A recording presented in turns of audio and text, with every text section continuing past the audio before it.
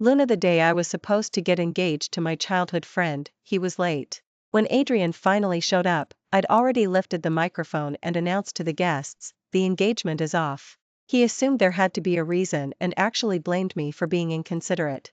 Zoe skipped class and the school demanded a parent, he said. It isn't like I missed this on purpose. Luna, you're going to embarrass both families over a tiny tantrum? I smiled sweetly and answered. You're right. I am a spoiled heiress who refuses to swallow the smallest insult. On the most important day he could choose to humiliate me, and Adrian took the chance. Zoe seized the moment to sneer, TCH, you really are a brainless trophy, nowhere near good enough for my Uncle Adrian. I couldn't be bothered to trade barbs. I set the mic down and walked away. Adrian didn't follow. Calmly he told the crowd, sorry, everyone. Luna's being a little headstrong, but the Sterling-Vance strategic alliance is still on. We'll see you all at the wedding. A month later, when I showed up with the husband I'd flash married, Adrian lost his composure on the spot. I vanished for 3 days, and Adrian still clocked in at the office on schedule. Between meetings he tapped out a WhatsApp message. When you're done throwing your fit, come home. As Sterling's heir and my fiancé, you've already shamed the group enough. A red exclamation mark popped up, the message failed. Adrian swallowed his temper and hunted for my number in his contacts. Patience had never been his strong suit where I was concerned. The call wouldn't go through, he hurled the phone onto his desk. He loathed the inconvenience, yet dialed his secretary's extension. Lisa, pick out a gift for Luna. After the Wong meeting tonight, have the driver take me to the Sterling estate. He forced himself back to the paperwork, certain he could fix this with a gesture. It never crossed his mind he'd miss me entirely. It was only for show, when the housekeeper said I hadn't come home, he wouldn't even step inside. Face stormy, he ordered the driver to turn around. All of it played out exactly as I expected. The Sterlings and Vances were legacy families. Adrian and I had been betrothed before we were born. Our parents adored the match and never cared what either of us thought. I despised Adrian's perpetual Ice King CEO act. He detested my willful heiress temper. I'd spent years trying to cut him loose, but Mom and Dad kept shoving us together. From kindergarten onward Adrian and I shared a class. In college he chose philosophy, I chose finance, at last separated by 2 buildings. For once the childhood sweethearts agreed, out of sight, out of mind. Still, graduation didn't save me. The Vances needed Adrian at the helm, the Sterlings needed capital to go public. Their interests collided and slammed our marriage onto the calendar. We loathed each other, but for profit we were willing to fake it down the aisle. What happened at the engagement dinner shoved me past my limit. Zoe was the spark. 3 years earlier Mr. and Vance, charity scholars the Vances sponsored, died in a crash. Their daughter Zoe was adopted into the Vance manor. The girl was timid with everyone except the uncle who shared no blood with her. That dependency drove Adrian and me further apart. At a high-profile fundraising gala we courted investors together. He presented the project, I handled the networking. The plan was seamless until, moments before signing, Adrian abandoned the money men and left me soaking in awkward silence. Without the pitch deck I could only pour drinks and apologize, but they still blacklisted both Vance and Sterling. The losses were ugly. I camped outside the Vance manor to confront him and found him driving Zoe home, draping his tuxedo over her shoulders. Hours earlier she'd posted on Instagram, phone off, caption brooding, if I jump into the sea, will I finally see Mom? I stared at Zoe, hair bone dry, while Adrian shielded her like some priceless asset. It was the first time I'd watched the strategist of Riverside lose his mind. That year Zoe was 12, she'd cower behind Adrian whenever our eyes met. Yet I read the taunt in her gaze. From day one, whatever I tried, she scorned it. Older now, emboldened by Adrian's protection, she no longer bothers to act and openly hates me. I warned him the girl was twisted, Adrian refused to listen and loathed me instead. No one knows Adrian better than I do, he's a cold calculator who can barely spell mercy. The Sterlings groomed me from birth to put Adrian first. To polish my poise I spend 2 hours a day in floral design class, plus piano, polo, golf. Weekends I attend patisserie workshops so I can handcraft desserts for Adrian. He never touches them, but the image of the beautiful, capable fiancé must be maintained. Socialites joke that I'm the perfect corporate wife. Since Zoe appeared, Adrian keeps torching deals, and I keep catching the shrapnel. I could tolerate a loveless merger of balance sheets, but the moment he became a liability he couldn't even manage the role of partners who hate each other. A week later, 100 missed calls. one side furious, the other suntanning. On a certain aisle, gorgeous people chased waves and selfies. My best friend Bella approached with a fruit cocktail. Luna, you've detonated a bomb. Cleanup's going to be hell. I lay on a lounger behind shades, voice lazy and honest. I didn't cancel the engagement in a huff, I simply refused to marry Adrian. After walking out, I'd texted Bella, booked the first flight, and fled to this lover's island to let the dust settle. Bella sighed, half wistful. You two were the perfect social match, looks, brains, pedigree. Shame his character's trash. I slid my sunglasses up, knocked back the ruby cobalt drink, sweet then fiery, awful. Just like Adrian, tolerable veneer, bland core. Forget shame. Character's a deal breaker. Even if not for me, for Sterling's foo. To where I have to cut losses. Tripod toads are rare, hot guys with 2 legs aren't. Do you honestly think I can't find one better looking than Adrian? Bella grinned and clinked her glass to mine. Love the energy. Tonight I'll park a gorgeous specimen in your suite, every inch superior to Adrian. I burst out laughing. Stop it. With Lucas hovering, you don't know any hot guys. If you prove me wrong, I pay for this whole vacation. She only smiled, I assumed she was joking. Half an hour later I swiped my keycard, flicked on the lights, and locked eyes with a pure-hearted hunk whose gaze could romance a stray dog. Unlike my shock, the man stayed calm, flawless jawline curving into an innocent smile. Sterling, are you satisfied with me? Not only was he stunningly built, his voice flowed like velvet, clearly younger than Adrian. Before I could speak, his eyes, deep with emotion, inched closer, warm breath brushing my cheek. My brain short-circuited, and I cursed my big mouth. The air turned intimate. At the last second I planted a hand on his chest, sanity flickering back. Name, and, you're healthy, right? His gaze glinted, unreadable. Logan. Lucas's cousin. I was stunned. Bella had never mentioned that Lucas had such a young cousin. Logan stayed silent, and my cheeks burned. How could I have asked something so blunt? I looked away to hide my embarrassment. Ahem, sorry, Knight. I misunderstood. The smile slid off Logan's face, his voice dropping to a husky register. Luna, don't you remember me? I studied his handsome face, but nothing clicked. Logan gave a helpless shake of his head and began unbuttoning his shirt. I flinched instinctively, yet he spoke calmly. Relax, Sterling. I only want you to see the birthmark on my shoulder. My gaze sharpened, fixing on the diamond-shaped crimson mark on Logan's left shoulder. A memory rushed back, high school me, spotting a middle schooler cornered on the curb by bullies demanding cash. I'd ordered my driver to stop and waited in B. Before leaving I'd noticed his torn uniform and that same vivid birthmark. Never imagined that kid was Logan. For seeing me freeze, Logan said, Sterling, don't you remember? I was in 8th grade, I cut him off. Of course I remember. Wow, little kid grew up gorgeous. Logan looked exasperated. Luna, I'm only 2 years younger, hardly a kid. I fumbled for cover. By school year, Lucas and Bella are my peers, so you're basically my half-little brother. Logan's eyes flattened, shadows pooling. Then, big sister, you asked 2 questions. Here's the answer to the second. I'm fit, no vices, no diseases. If you doubt it, I'll email this year's physical. My face caught fire, I almost choked. This little brother packed more punch than I'd expected. I'd only been running my mouth, and anyway, Lucas's cousin? I'd have to be deranged to pounce on a stranger related to my friends.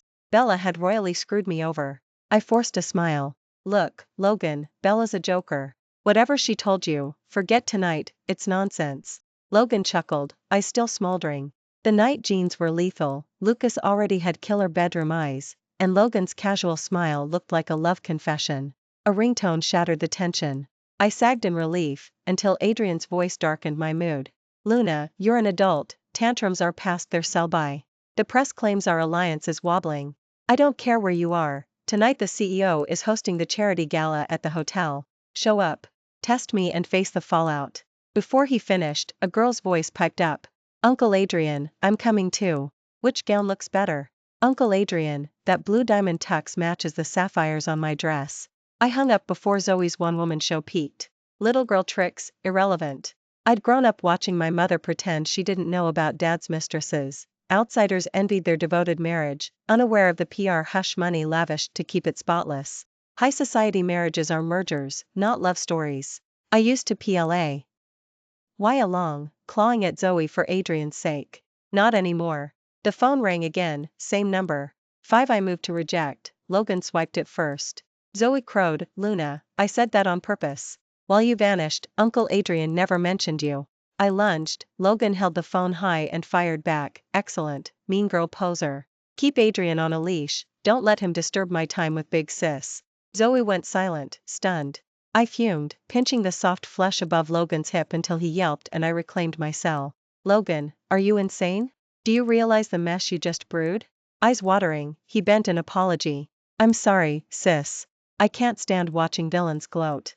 I snapped, you're no better, equally childish. A sheen of hurt glazed his gaze. I overstepped, sorry. I pointed at the door. Leave. I'm done playing house. He flinched, then bowed deeply. I apologize. He turned away. I stopped him. Leave the keycard. His eyes dimmed, he set it on the table and murmured, sorry, before the door clicked shut, a corridor draft slipping in like cold regret. An unknown number flashed. I answered on speaker, predictably, a livid Adrian. I will never wed a woman who can't keep her legs closed pre-vows. Fly home now. If I catch your dirty secret, both families will drown in media backlash. I laughed softly. Adrian, are you hard of hearing? A beat of disbelief. Excuse me? You're the disgrace here, how dare you speak to me like that? I curved my lips. I told you, the engagement is off. We're strangers. You have zero say. Don't call again. Click. Silence. Exactly as planned. For years Adrian had used our strategic alliance, treating my sacrifices as dues. I'd stopped mopping up his spills. Losses tied to Zoe had already cost him more than this fallout ever could. Sterling stock might dip after the public breakup, but bankruptcy? Hardly. My parents were sharks, a little risk kept them sharp. 6 I slept like royalty. Morning bell. I opened the door, groggy, to Logan balancing a breakfast tray. Trademark smile in place. Good morning, Sterling. Bella mentioned you like pork floss cakes. My pastry's decent, care to judge? I regarded him flatly. Did last night's words bounce off you? Sorrow shadowed his eyes. At least grant me a shot at redemption. A life sentence without appeal feels unbearable. I let out a cold laugh and told him indifferently, moral blackmail? That trick doesn't work on me. Logan refused to give up. Don't overthink it, Sterling. I'll just set the cake down and leave. I shut the door briskly, not intending to give him the slightest opening. A moment later my phone rang. It was Bella. Luna, your parents called me. What do we do now? Ignore them. I'll handle it. My gaze dimmed, I had a bit of a headache. I opened the file Bella had sent, photos from last night's charity gala hosted by the CEO. Adrian and Zoe had arrived hand in hand. The current Zoe had shed her girlishness, her features were exquisite, a radiant socialite in full bloom. She and Adrian wore coordinating gowns, standing close, chatting and laughing with intimate ease. I remembered Zoe's 18th birthday party, the night Adrian had come to blows with another guest. As the Vance heir, Adrian had impeccable breeding, he could glide through any awkward scene. That evening David asked Zoe for a dance. Adrian stepped in to refuse on her behalf and ended up sacrificing a $10 million contract. He wouldn't let Zoe suffer the smallest slight, yet the fallout landed on me. I had to cash in favors to patch things up. Later I personally hosted a dinner to apologize to Wang, drank until a stress-induced ulcer bleed, and closed the deal, while Adrian was busy shopping with Zoe. Thanks to his lack of drive, I'd finally gotten a seat at the boardroom table. At that memory a smile crept across my face. I changed clothes and headed out, only to find Logan waiting in the hallway. He hadn't left. Sterling, could we talk? I paused, calculations already forming. Coffee shop due. When stairs. 7 Once we were seated, Logan was visibly tense. I cut straight to it, if you've come to apologize, don't bother. He flushed. That's not why I'm here. I unlocked my phone and pulled up the corporate profile for Knight's Overseas arm. This is your family's company, right? Logan nodded. My cousin runs the domestic side, my sister Lydia overseas. I got right to the point. I want to do business with Lydia. Introduce us and your debt to me is paid. Logan looked conflicted, exactly what I'd expected. Last night I'd already had someone pull the files. Knight had roots at home, but its foreign expansion had started as passive equity. Since Lydia took over 2 years ago, she'd rallied the major shareholders behind a new strategy, profits had soared, and she'd centralized power. In short, the company now answered to the Knights alone. Lydia was a ruthless powerhouse, Logan was her opposite. He hated business, had left for boarding school after middle school, and majored in sculpture. He'd come home mostly to dodge Lydia. My plan was set, open an overseas channel and Sterling could go public without the Vance merger. Then my parents and the board would have no leverage to force the engagement. I told him, just give me your sister's private email. I'll reach out myself. Logan agreed at once. All right. My phone rang again.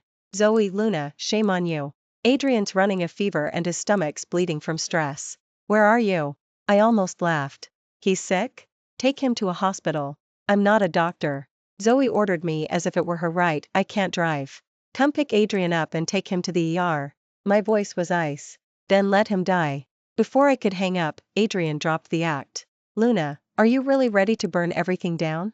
I had no patience for his hysterics, until the video call popped up and I saw my parents on the screen. Mom's face was stone. Luna, did you think hiding with Bella would stop me from finding you? A few days of fun is enough, the comp. Any is not your toy.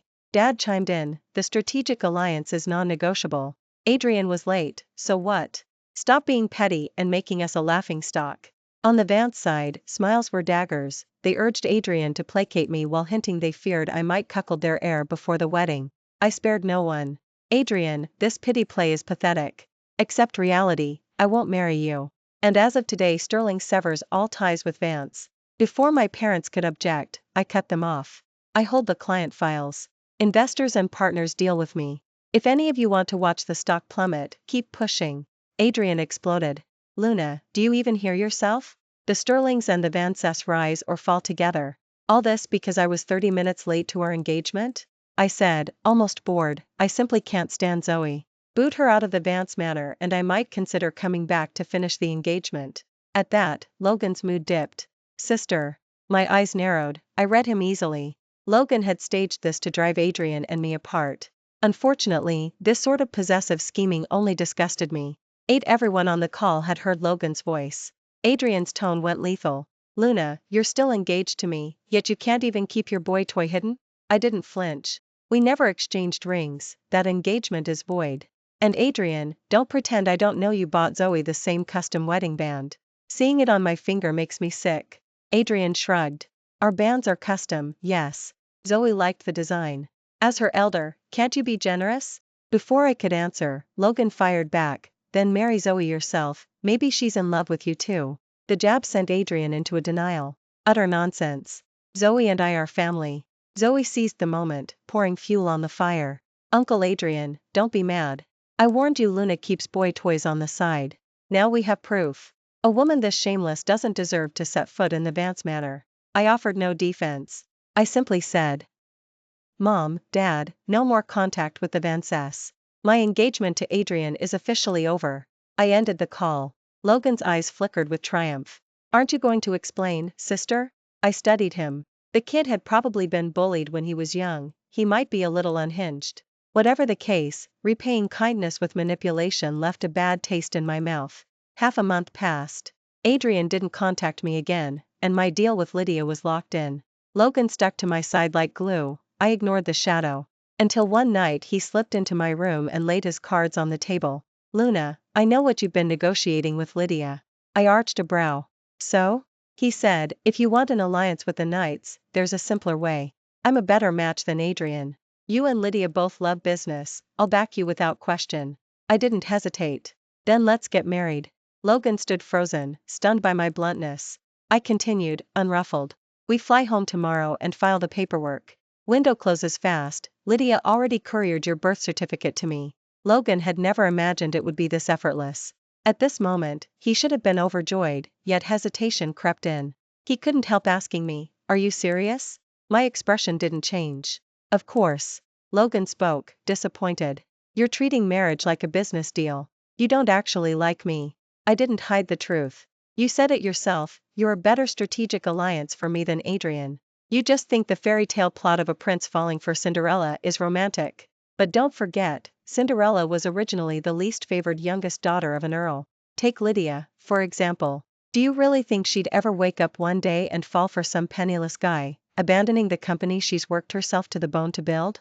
The reason you can fantasize about happiness without facing reality is that you've never had to worry about food or clothing. Someone's always shielding you from the storm. You say you like me, fine. I've agreed to marry you, so after the wedding, life will look pretty much the way it does now. Logan opened his mouth, but no argument came. I told him, the choice is yours. My flight leaves at 9 tomorrow. If you're willing to get the license, come back to the States with me. If not, your sister will send someone to pick you up. Close the door on your way out. Good night. With that, I climbed into bed and went to sleep. Logan turned and walked away, leaving only a lonely silhouette. 1 month later, I stepped onto the stage at Sterling's IPO press conference. Adrian heard the news and rushed over. Backstage in the makeup room, Adrian cleared everyone out, then ran up to me demanding, "Luna, how come I didn't know a thing about Sterling going public? And you working with Lydia's group, there wasn't a single rumor?" I touched up my lipstick and gave him a half smile. "Adrian, I'm no longer your fiancé. What exactly gives you the right to barge in here and shout?" Adrian wouldn't give up. Fury overtook him, he grabbed my arm. "Luna, I told you, our engagement is off. What trick did you pull to dump the Van Cess and climb a higher branch? Don't forget, the Sterlings and Van Cess are legacy families. How could you betray that?" My voice turned icy. "Adrian, you indulged Zoe's little schemes and let her sabotage deal after deal. On what grounds do you think you can blame me? Businessmen put profit first. Our families only had a verbal strategic alliance, no signed contract chaining us together, and we've long since split." While we confronted each other, Zoe pushed through the door. "Have you no conscience? Uncle Adrian's looked out for you at every turn, how could you treat him like this?" I yanked free of Adrian, rubbed my wrist, and slapped Zoe across the face. "Zoe, I used to ignore your nonsense out of respect for the old bond between the Sterlings and Van Cess. That doesn't mean you can act wild and rude in front of me." Adrian spun to shield Zoe, scolding me without hesitation. "Luna, you're the elder, how could you hurt Zoe?" I gave him a slap for good measure. "Adrian, are you awake? Zoe is a ward living in your house, she's no relative of mine. Keep provoking me and I'll take you down too." Bella arrived at the perfect moment, walking in on the whole show. "Luna, it's almost time. Logan sent me to get you." Adrian finally snapped back. "Who's Logan?" Zoe thought she'd found my weakness and gloated. "Luna, you really were keeping a boy toy behind Uncle Adrian's back, and you dare parade him in public." I laughed in spite of myself, pitying her stupidity. Logan appeared right on cue, sliding an arm around my waist and staking his claim. "Babe, you ready? Your cousin and my sister are waiting outside." The harmless smile he always wore stayed on his face, but his eyes when they met Adrian's were dark. "Vance, I've heard a lot about you." Seeing Logan and me together, Adrian couldn't believe it. "Luna, you got married?" I answered plainly. "Flash married last month, the ceremony's next month." Hearing me admit it, Adrian felt the world tilt. "It's only been a month, Luna, everyone had said Adrian and I were the perfect social match.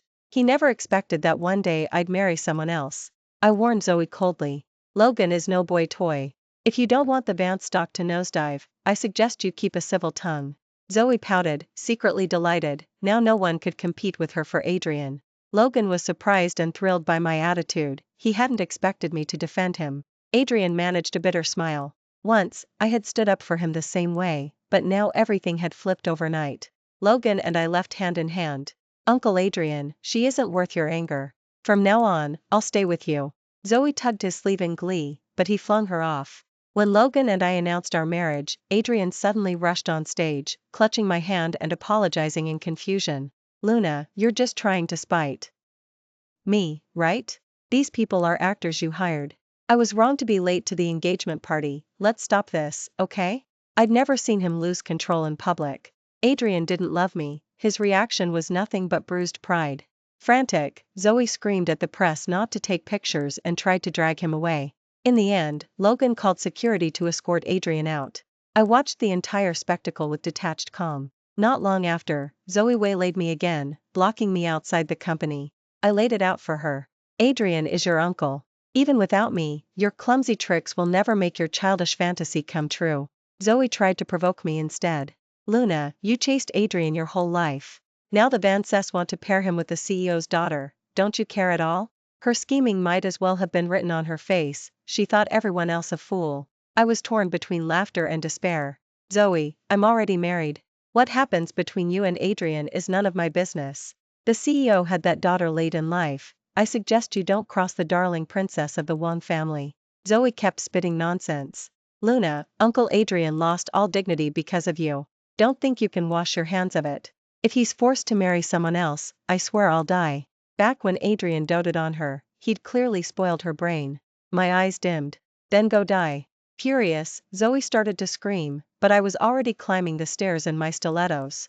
A week later, news of Zoe reached me. She'd brawled with the one heiress at Riverside over a limited edition lipstick, wrecking the engagement talks between the two families and getting herself disowned by the Vances. All the tolerance I'd shown her had simply bred arrogance, and she repaid me by ruining everything for Adrian. The day Sterling completed the takeover of Vance, Adrian and I met again. As we signed the handover papers, he looked at me, emotions tangled. Cornering the market and crushing Vance, this was your D. Oing. I replied, the Vances ended up here because of your own actions. I only rode the tide. In his defeat, Adrian still clung to a sliver of hope. Luna, I can stay at Vance, just like before. We could run the projects together. I closed the folder and stood. Adrian, the truth is I can draw up client-winning proposals without you. From the moment Sterling swallowed Vance, you had already lost to me. Full text complete, resource compiled by. For preview only, do not distribute. Download more stories via WhatsApp customer service, Cybook 888.